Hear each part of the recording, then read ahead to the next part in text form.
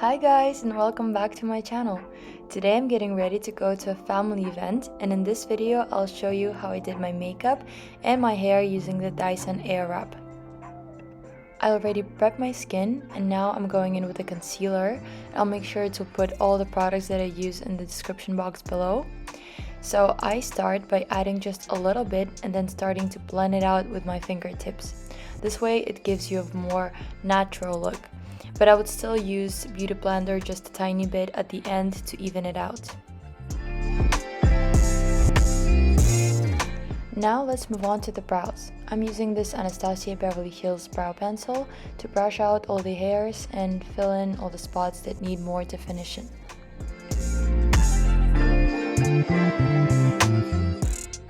As for the eyes, I'm planning on doing a very simple look, so I'm gonna use light and neutral shades. With the first palette, I'm using matte shades as a base, and with the second palette, which is Colourpop palette, I'm using light pink / champagne color eyeshadow just to brighten it up. So I was thinking to either go with eye pencil or eyeliner, and I ended up doing both. So what I did here, I filled in the gaps between my lashes with a pencil, and I used my finger to create that wing by sort of stretching it out.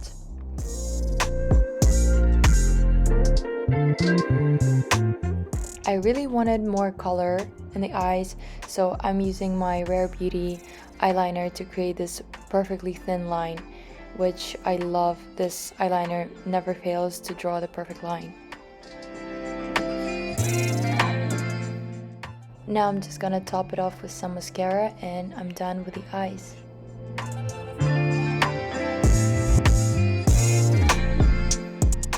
The last thing I'm gonna do for now is to add some contouring. So I'm using this cream bronzer, just a little bit, as you can see, just a few dots. The key is to blend it out the right way. Just a quick disclaimer, I did not forget about the lips. I like to do my lips at last, so first I'm gonna take care of my hair and after that move on to my lips. A very important detail when using Dyson Airwrap is that your hair must be 90% dry. So I'm gonna start by pinning my hair up and starting with the bottom section first.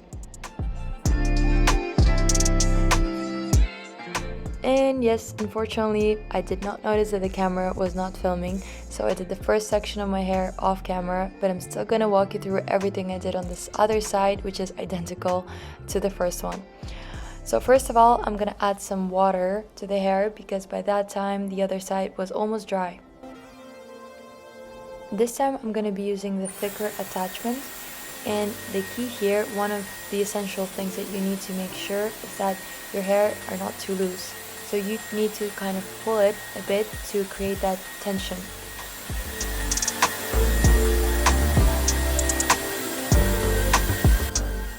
One of the most important details that you should use the cold air to fixate your curl. My friend actually gave me a tip to use the cold air for a bit longer than the hot air for the better fix. Naturally, my hair don't hold the curls very well, so after each time I have to use a bit of hairspray just to make sure it stays.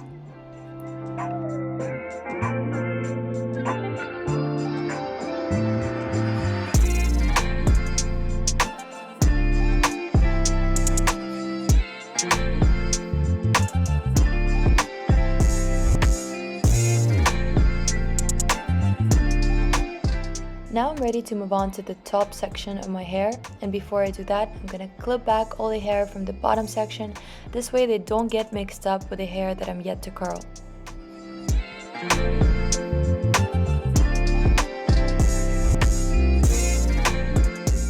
As you can see, I've divided the hair into 3 sides, the left, the right, and the middle. So for the middle section, I'm gonna use the round brush attachment. First of all, I'm gonna go with it a few times to brush it out, and after that I'm just gonna roll it up and keep it like that for maybe like 10-15 seconds just to heat it up. After that, I don't want to use any rollers on this. Instead, I'm gonna just leave that same attachment on my hair. I'm gonna clip it back with my hairpin and leave it like that until I'm done with all the hair. Also, I decided to experiment a bit, so I decided to try out using this hair mousse to see if it helps to keep my curls for longer. And by the end result, I think it actually did help, and I might be using it more often now. Also, I didn't need to add any water to my hair because the mousse kind of did that for me.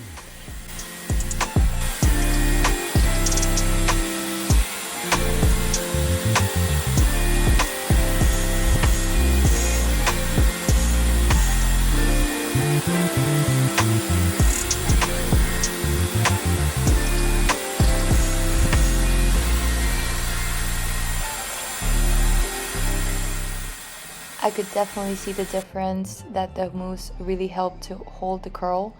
So from now on, I'm definitely going to be incorporating into my routine.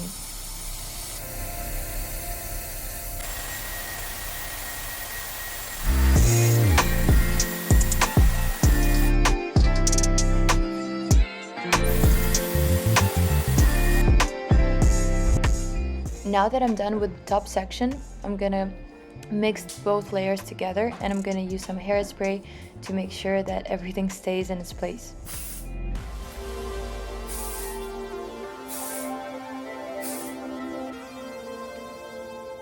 Now it's time to remove the roller and see how everything turned out.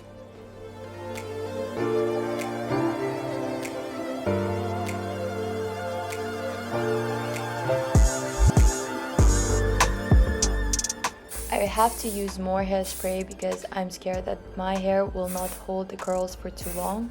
So I'm being very generous with that. And I'm also not using a normal hairbrush. Instead, I'm using a comb just to brush it out a bit without ruining the structure of the curl.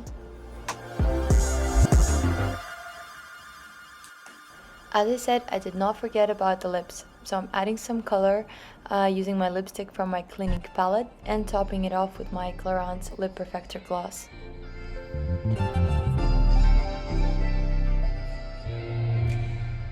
And I'm almost done getting ready. I love the end result. The curls did end up holding for longer than I expected, and I love the way it looks. For the outfit, I'm wearing simple jeans and bodysuit. The bodysuit is perfect. It really sucks you in creating this beautiful waistline. And on top, I'm just gonna wear a cardigan.